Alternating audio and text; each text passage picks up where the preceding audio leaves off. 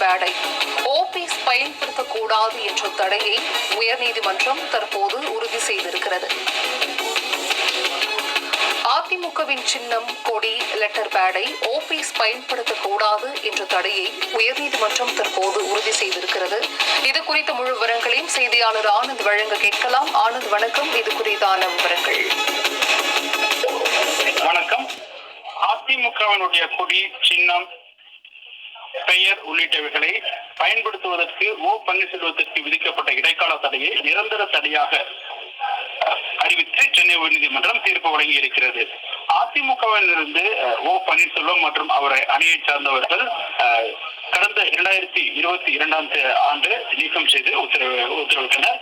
இதனை எதிர்த்து தொடரப்பட்ட வழக்கை விசாரித்த உச்சநீதிமன்றம் அதிமுகவினுடைய பொதுக்குழு தீர்மானம் செல்லும் எனவும் தெரிவித்திருந்தது. மேலும் தீர்மானங்கள் தொடர்பாக சிவில் வழக்குகள் உயர்நீதிமன்றத்தில் நிலுவையில் இருப்பதால் அதில் தீர்வு காண உத்தரவிட்டிருந்தது. இந்த நிலையில் கட்சியினுடைய கொடி, சின்னம், லெட்டர் பேட் ஆகியவை கட்சியிலிருந்து நீக்கப்பட்ட ஓ பன்னீர்செல்வம் மற்றும் அவர் தரப்பினர் பயன்படுத்தி வருவதாகவும், எனவே இதற்கு தடை விதிக்க வேண்டும் என கூறி எடப்பாடி பழனிசாமி தரப்பில் சென்னை உயர்நீதிமன்றத்தில் மனு தாக்கல் செய்யப்பட்டது. இந்த வழக்கை விசாரித்த உயர்நீதிமன்றம் இடைக்கால தடை விதித்து உத்தரவிட்டிருந்தது.